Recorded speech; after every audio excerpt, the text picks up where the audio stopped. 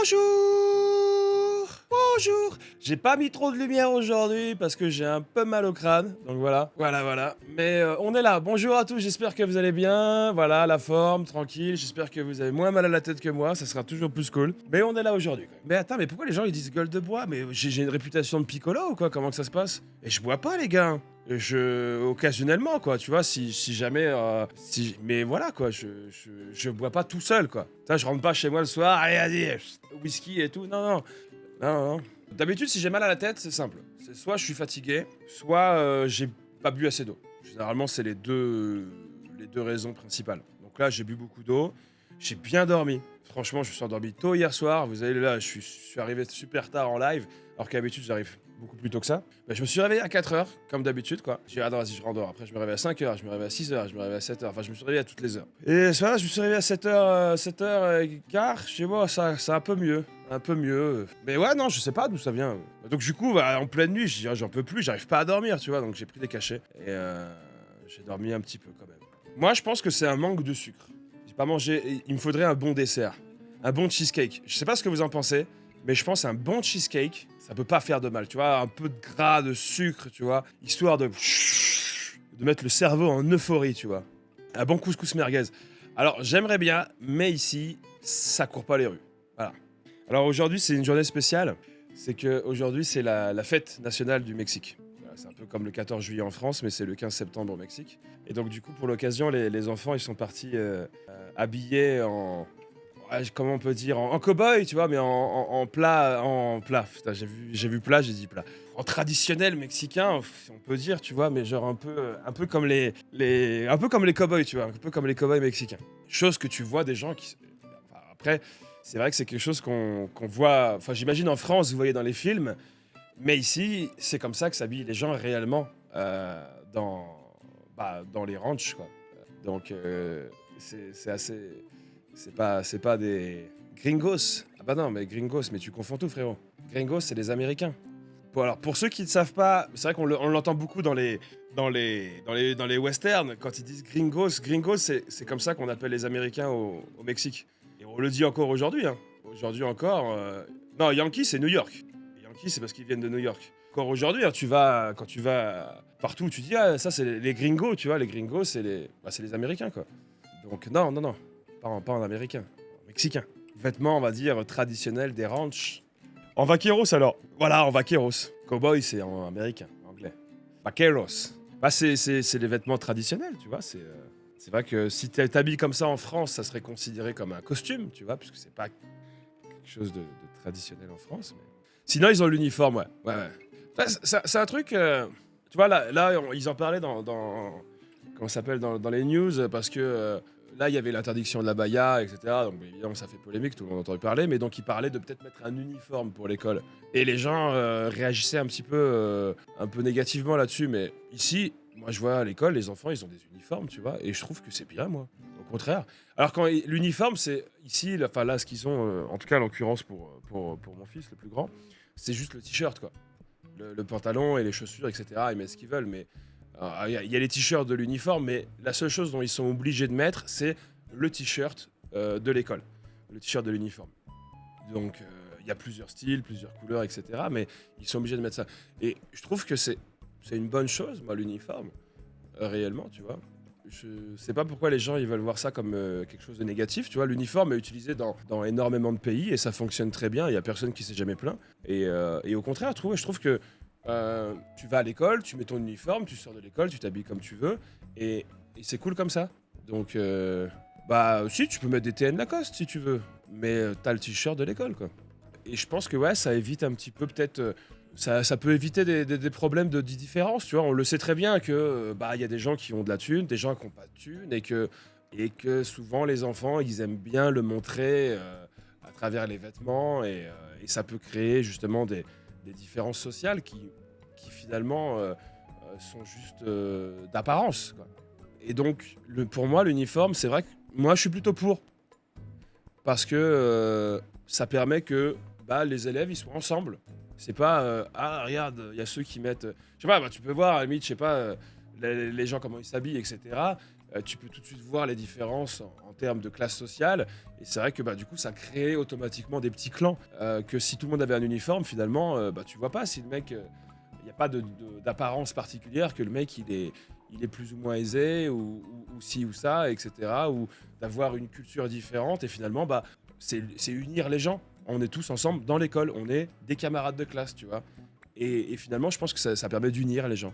Ouais, puis pour réduire le harcèlement, etc., forcément, tu sais bien comment les enfants sont cruels. C'est, je veux dire, se moquer des gens parce qu'ils ont un défaut, ou en tout cas ce que eux considèrent un défaut, parce que bien évidemment, ou un peu moins, ou ci ou ça, c'est horrible. Moi, je trouve que l'uniforme devrait être présent à l'école en France. Voilà, mais, tu vois, c'est paradoxalement, je veux dire, je vis pas en France. Ça fait des années que je vis pas en France. Mais je suis français. Et je m'intéresse forcément à la France. Et je vois du coup les choses très différemment maintenant que je suis à l'étranger. Mais c'est pas pour autant que je suis désintéressé de la France, bien au contraire. Et je trouve dommage de ce que je vois, parce que je pense que des fois, quand tu as un œil extérieur, ça permet de voir les choses plus clairement. Et je trouve que c'est un petit peu dommage. Et on en parlait l'autre fois quand on était réunis avec Yanis et tout. Ce que je trouve un petit peu dommage en France, ce qui manque, c'est le patriotisme. Et c'est quelque chose qui se perd. Tu vois, à l'image du poste de Jean Dujardin pour l'ouverture de la Coupe du Monde, voilà, la critique qu'il aurait pu avoir. Aujourd'hui, tu as l'impression que forcément les valeurs de la France se perdent, l'histoire de la France se perd, la France, tu vois, en elle-même, tu vois, c'est comme si on essayait de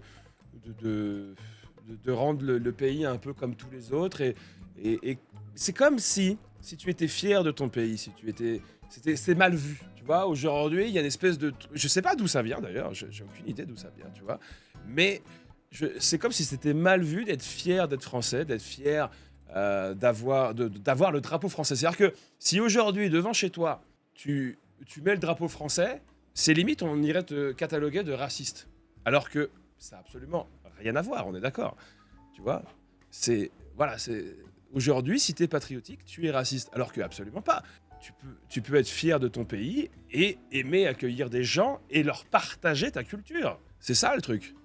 Et je pense qu'il y a un moment donné, il y a quelque chose qui s'est brisé. Je ne sais pas quoi, je ne sais pas quand. Il y a quelque chose qui s'est brisé par rapport à ça et qui est triste pour moi. Je le vois parce que je suis à l'extérieur de la France. Et pour moi j'arrive au Mexique, je m'adapte au Mexique. J'essaye pas de dire, ah voilà, la France c'est mieux, soyez comme ça, etc. Tu vois. Mais je suis fier d'être français et j'aime la France, tu vois.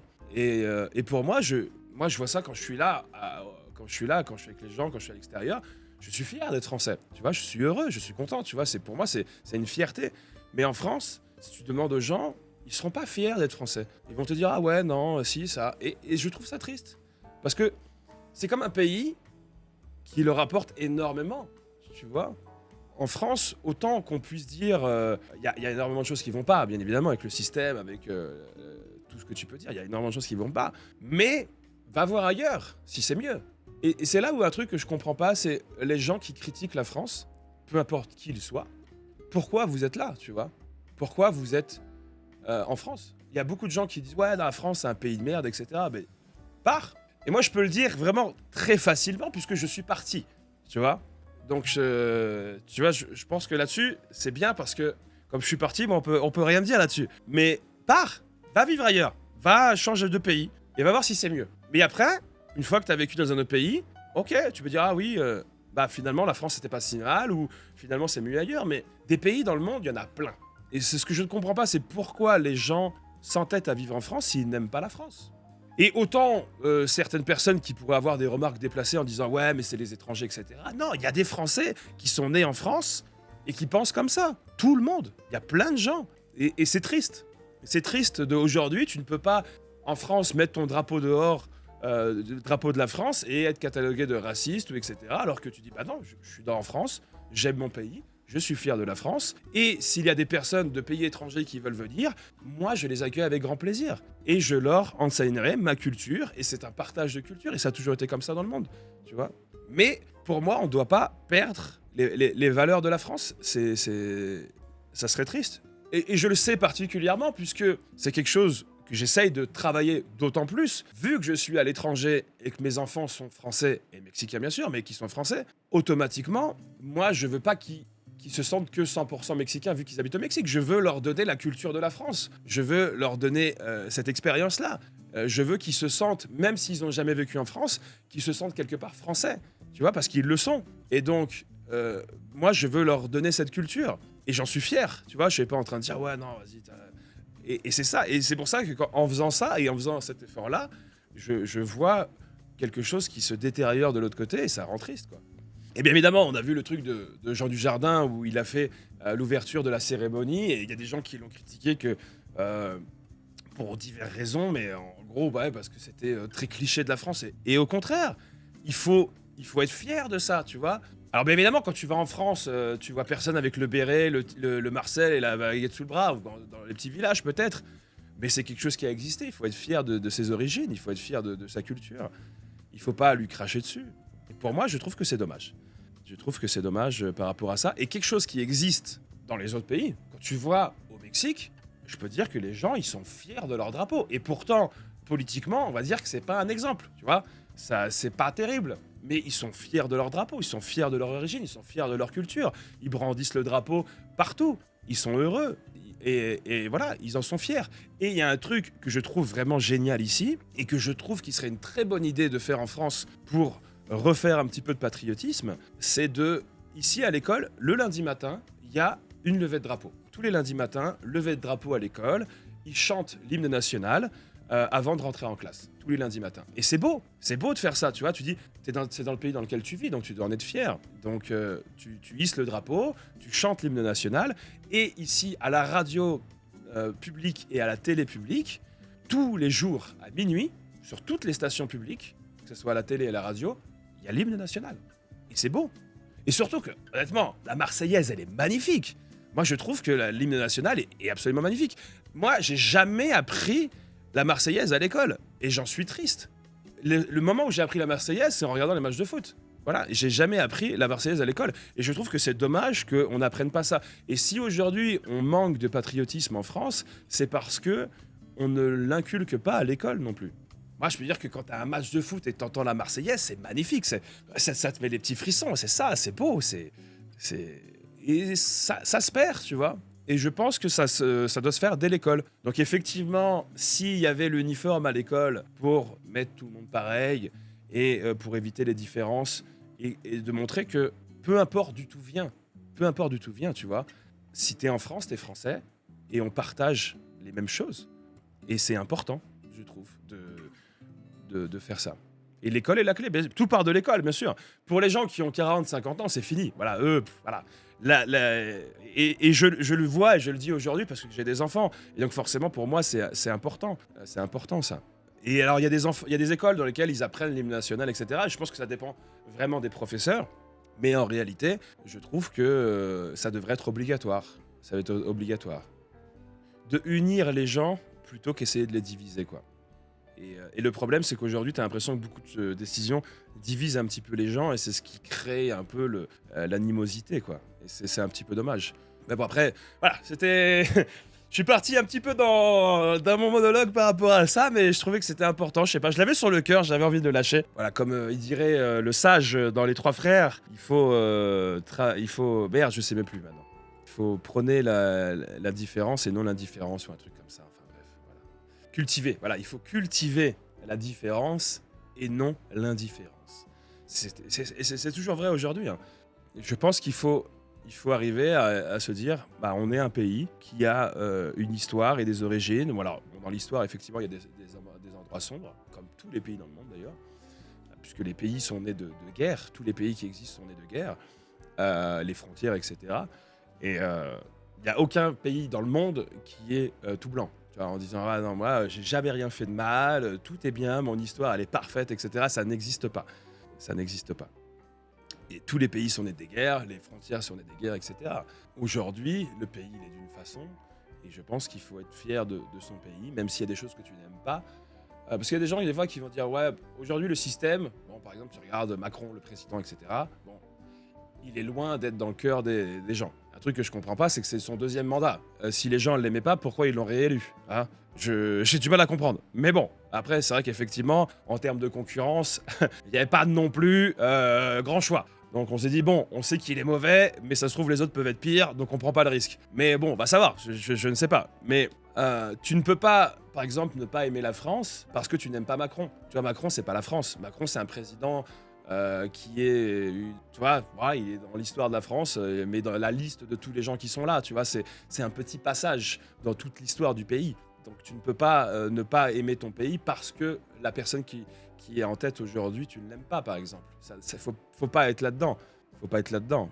Faut voir dans sa globalité. Lui, par exemple, par exemple Macron ou le truc aujourd'hui, ce n'est rien dans le pays, tu vois. Ce n'est rien. Il est éphémère, voilà. C'est juste un petit nom dans une grande liste. Ça ne change rien, quoi. Pour quelle raison je suis parti vivre au Mexique? Je suis parti vivre au Mexique parce que ma femme est mexicaine. Voilà. Je l'ai rencontrée en France et elle m'a dit qu'elle voulait retourner au Mexique pour étudier. Elle vivait pas au Mexique avant, elle vivait aux États-Unis. Et qu'elle voulait retourner au Mexique pour étudier. Et donc je suis parti avec elle. Et puis voilà, depuis, je m'y suis plus. Moi, j'aime beaucoup le Mexique. C'est un pays que j'aime beaucoup et il fait bon vivre. Voilà, même si c'est vrai que malheureusement, il y a beaucoup de clichés. Et aujourd'hui, quand tu penses au Mexique, tu vas penser aux narcos, etc. Et de ce que tu vois dans les séries télé, les reportages. Et c'est un petit peu, un petit peu dommage, mais bon, c'est une réalité, ça existe aussi, hein. Pas non plus dire que ça n'existe pas, mais au-delà de ça, c'est un pays qui est magnifique, où les gens sont extrêmement gentils. J'adore le climat où je vis parce que toute l'année, c'est plus ou moins le même temps, donc ça, c'est vraiment bien. Même si la neige me manque, parce qu'il neige jamais ici, quand on est migré, que ça passe bien, on est plus ouvert d'esprit. C'est ça, et honnêtement, j'ai aimé, et c'est pour ça que j'invite vraiment, mais en parlant en connaissance de cause, hein, puisque toutes les personnes qui se sentent pas bien en France, qui n'aiment pas la France, qui critiquent la France, partez. Partez, allez dans un autre pays. Et moi, c'est ce que j'ai fait. Moi, il y a un moment donné, j'étais pas bien en France, tu vois. Mais c'est ce que tu y penses, c'est que c'est la France le problème. Mais en réalité, c'est toi. Et j'ai beaucoup changé en venant ici au Mexique, puisque j'ai vu des gens qui n'avaient rien, qui n'avaient pas d'aide. Il n'y a aucune aide ici. Ici, si tu bosses pas, tu crèves. Il n'y a aucune aide, il n'y a rien. Et pourtant, les gens avaient le sourire. Les gens, tu dis, mais qu'est-ce qui se passe? Qu'est-ce qui se passe? Je viens d'un pays où les gens, ils ont des aides, ils ont les allocations, il y a la CAF, il y a ci, il y a ça, il y a... Enfin voilà quoi. Si tu connais le système en France, tu peux ne pas bosser et vivre très bien. Chose qui n'existe pas dans le monde. Ici, tu arrives en France, tu arrives au Mexique, il n'y a rien. Et les gens ont le sourire. Et en France, les gens, ils ont... Je vais pas dire ils ont tout, parce qu'il y a des gens qui sont pauvres et qui sont malheureusement mal dans le système et qui n'ont pas un sou. Et il y a des reportages que j'ai vus qui m'ont fait mal au cœur. Tu vois des gens qui sont pas du tout aidés par le système. Et je pense que là vient le problème en France, c'est que il y a des gens qui ne sont pas du tout aidés par le système et d'autres qui sont sur-aidés par le système. Et de là, forcément, vient la haine. Parce que quand tu n'as pas et que l'autre a, tu as forcément la jalousie, l'envie, la haine. Et c'est ça où est le problème. C'est qu'il y a une disparité sur les aides en France. Et malheureusement, quand tu vois que tu n'as rien et que les autres ont, tu vas dire tout, forcément, tu as la haine qui se crée. Donc, c'est pas équilibré. Mais ici, c'est simple, personne n'a rien. C'est marche ou crève. Et les gens ont le sourire. Et tu dis, qu'est-ce qui se passe? Pourquoi? Et donc, finalement, avec le temps, moi, je suis arrivé ici au Mexique avec une mentalité très française, c'est-à-dire se plaindre de tout, forcément. Il faut être quand même assez réaliste là-dessus. Donc très français, se plaindre de tout. Et j'ai appris avec le temps à changer, à évoluer, etc. Et finalement, maintenant, je me plains que de Warzone. Voilà, c'est bon. J'ai changé. Mais en réalité, c'est ça. Ça t'aide à ouvrir ton esprit, à changer, à peut-être, bon, peut-être c'est prétentieux, mais dire à t'améliorer en tant que personne. Voilà. Et donc, ça fait du bien. Si tu t'améliores en tant que personne, ça fait du bien. Et finalement, tu vois les choses complètement différemment. Et le moment où tu retournes en France, tu vois les choses également différemment. Une chose, par exemple. On m'a dit, ouais, en France, les gens, ils font la gueule, ils disent pas bonjour, etc. Mais moi, quand j'arrive en France, je trouve que des gens sympathiques, des gens, alors pas tout le temps, mais majoritairement, des gens sympathiques, des gens avec le sourire. Et je pense que finalement, les gens sont le reflet de comment tu es. Moi, je suis avec la mentalité mexicaine. Ici, dans la région où j'habite, à Guadalajara, Les gens, ils sont super sympathiques, ils ont le sourire, ils sont agréables, ils sont accueillants. Et c'est décontractant, réellement décontractant. Donc, moi j'arrive en France en mode décontracté. Voilà, j'arrive avec le sourire et gentil, etc. Et je vois des gens en face de moi qui sont un peu le reflet de ce que je suis. Alors des fois, ça peut arriver d'avoir les gens qui font la gueule, mais surprenamment, des fois, et j'ai vu même des gens qui étaient surpris de comment je suis, parce que ici, il y a un truc, c'est tout le monde se tutoie. Et ça m'a fait bizarre, tu vois. Ça m'a fait bizarre parce que quand je suis arrivé ici, j'arrive à la caisse du supermarché, ici et ça, on me dit ouais, alors mon ami, tu veux quelque chose d'autre et tout. Et je fais attends, mais what? Comment ça, mon ami? Donc j'étais très français encore, tu vois, genre mais attends, tu me tutoies, tu me dis mon ami, je ne te connais pas, qu'est-ce qui se passe? On n'a pas élevé les cochons ensemble. Et finalement, t'apprends à changer, etc. Donc tu arrives, ta mentalité change et finalement tu commences à te relaxer un petit peu socialement. Et je pense que c'est ça qui manque, c'est le relaxer socialement. Et au final, moi j'arrive comme ça en France, on dit, en tutoyant, en parlant très amicalement, etc. Et tu vois que les personnes en face, des fois, sont un peu surprises ou sinon sont à l'aise, tu vois. Comme moi, j'ai été à l'aise quand j'avais été de cette façon-là. Ouais, mais d'autres pays, voilà, le Québec, les États-Unis, l'Angleterre, etc. Il y a plein de pays où c'est comme ça. Et c'est pour ça que je le dis vraiment. Si vous n'aimez pas la France et que vous trouvez que c'est un pays de merde et que tout ce que tu peux imaginer, etc., va dans un autre pays. Il y a plein de pays qui accueillent facilement, où tu peux, en tant que Français, avec le passeport français, c'est une force, hein, le passeport français est quand même assez fort dans le monde. Hein, tu peux aller aux États-Unis très facilement. Va te dire aux Mexicains, s'ils veulent aller aux États-Unis, comment c'est? C'est pas si simple. C'est vraiment pas si simple d'aller aux États-Unis. Donc, tu as une force avec ce passeport, donc voyage. Va vivre dans un autre pays.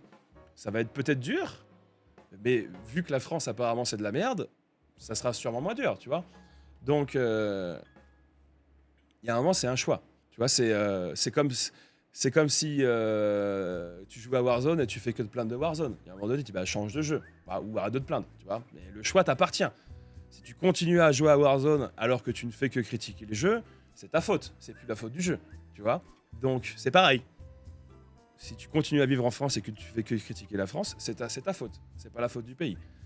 C'est pas comme si tu n'avais pas le choix.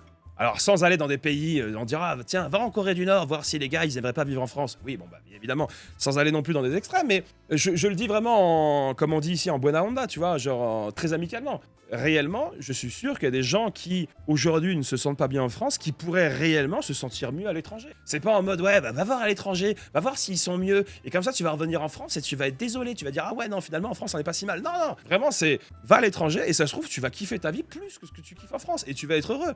Voilà. Et réellement, c'est vraiment là-dedans que je le dis, tu vois. Corée du Sud, ça a l'air bien, ouais. La Corée du Sud, ça a l'air vraiment, vraiment stylé. C'était le petit talk que j'avais envie de dire. Voilà, peut-être que ça changera sûrement rien ou quoi, et que c'est sûrement des paroles en l'air, je ne sais pas. Mais je trouve que c'est important. C'est important parce que ça me fait mal au cœur en tant que Français, puisque forcément, je m'intéresse à mon pays et c'est quelque chose que je veux inculquer à mes enfants, les valeurs et l'histoire de la France. Et derrière, quand tu regardes en France, moi je suis là à l'étranger, je regarde la France et je vois des gens qui limite cracheraient sur le drapeau, etc. J'ai vu des vidéos, c'est lunaire quoi. Des gens qui arrivent, qui arrachent le drapeau, qui le brûlent et tout. Je fais attends, réellement, les gars ils ont la chance d'être en France. Parce que, dites-moi si je me trompe, hein, mais si par exemple tu vas en Turquie, que tu prends le drapeau turc, que tu l'arraches et que tu le brûles à terre, c'est ton dernier jour sur Terre. Je me trompe peut-être pas, je crois pas. Tu vois, c'est ton dernier jour sur Terre. C'est fini après pour toi. Tu ne vois plus le jour le lendemain. Tu te réveilles même plus. Voilà. Donc, et plein d'autres pays dans le monde, pareil. Tu arraches le drapeau, tu le mets par terre, tu le brûles, on te tue. On te tue. C'est fini. Et les gens qui ont fait ça en France, moi j'ai dit, attends, mais comment c'est possible? Comment c'est possible? Le gars, il a fait ça, il n'y a rien qui s'est passé. Il n'y a rien qui s'est passé. Alors que dans d'autres pays dans le monde, si tu arraches le drapeau et que tu le brûles, on te bute. Et tu n'as absolument rien, aucune conséquence. Genre, tu n'as aucune conséquence. Donc il y a des gens qui ont quand même de la chance, tu vois. Parce que ça, c'est très grave comme symbole. De prendre un drapeau, de l'arracher, déjà d'enlever un drapeau de là où il est mis et de le brûler, c'est très grave. Et il y a des pays dans lesquels tu as la peine de mort pour ça. Et c'est pas une blague. Donc moi j'ai vu la vidéo et je fais waouh, c'est grave comme symbole. Et je pense que les gens réalisent pas, quoi.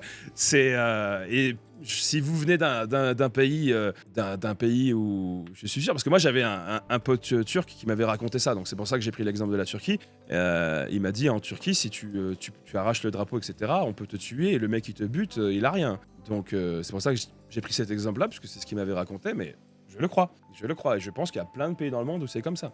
Et effectivement, ouais, la France est trop laxiste, mais ouais, après, c'est difficile, tu vois, sans rentrer non plus, tu vois, parce que par exemple, tu regardes la police aux États-Unis, ils sont. C'est vrai que tu rigoles pas avec eux, quoi. Mais est-ce que c'est réellement la solution finalement? Je pense que c'est pas. C'est comme avec les enfants, tu vois.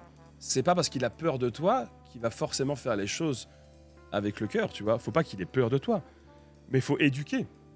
Donc c'est pas créer la peur chez les gens qui va les faire changer, c'est les éduquer. C'est ça qui va faire changer les gens. Et ça commence dès dans les écoles. Et on revient sur le même débat du début. Ça commence dans les écoles avec les enfants, en les éduquant. Et c'est ça qui est important. Parce que s'ils ont peur de toi, bah, ils t'écoutent pas. Ils ont juste peur. Il y a plein de pays comme ça où la peur règne et c'est pas pour autant que les gens sont heureux. Hein. C'est-à-dire, ouais, mais il n'y a pas de ci, il n'y a pas de ça. Ouais, mais est-ce que les gens sont heureux? Non, il faut éduquer. Et ça commence avec les parents, à l'école, avec les enfants, etc. Et c'est vachement important. Voilà, on revient sur la phrase, il faut cultiver la différence et non l'indifférence. Et on est tous ensemble dans un même pays. Il y a des gens qui viennent d'autres pays et on est tous ensemble, on est dans le même. Et il faut s'aimer. Il faut s'aimer. C'est con à dire, tu vois, mais je veux dire, faut pas juger les gens parce qu'ils ont une classe sociale différente, ou ils ont une couleur de peau différente, ou ils ont une religion différente. Pour moi, je suis vraiment dans le fait que c'est un peu bisounours, tu vois, ah, tout le monde il est beau, tout le monde... Non, mais je veux dire, il faut s'accepter les gens et se dire qu'on est ensemble de toute façon. On est tous ensemble dans le même bateau. Faut pas croire que les gens... on est tous ensemble dans le même bateau. On est là sur Terre, on vit... bah, autant que ça se passe bien, tu vois. Ça sert à quoi de se tirer les bourres, etc. Et je pense qu'on peut réellement arriver à vivre ensemble et que ça se passe bien. Je pense. Après, bon, c'est un rêve, c'est utopique, tu vois, bien évidemment. Ça paraît simple, mais en réalité, bon, tu sais qu'il y a une haine, mais la haine vient du déséquilibre de tout ça, quoi. Mais au final, il faut pas qu'on oublie qu'on est tous sur le même bateau et que quand on sera mort, bah, on aura tous les mêmes squelettes. Riche, pauvre, noir, blanc, athée ou avec une religion, quand tu crèves, on a tous les mêmes squelettes. C'est ça qu'il faut se dire. Les différences, c'est juste nous qui les avons créées. Elles n'existent pas. Il faut se le dire aussi. Les différences n'existent pas. C'est nous qui les avons créées. Donc quand tu crèves, on a tous les mêmes squelettes. On est tous sur le même bateau au final. Donc autant que ça se passe bien.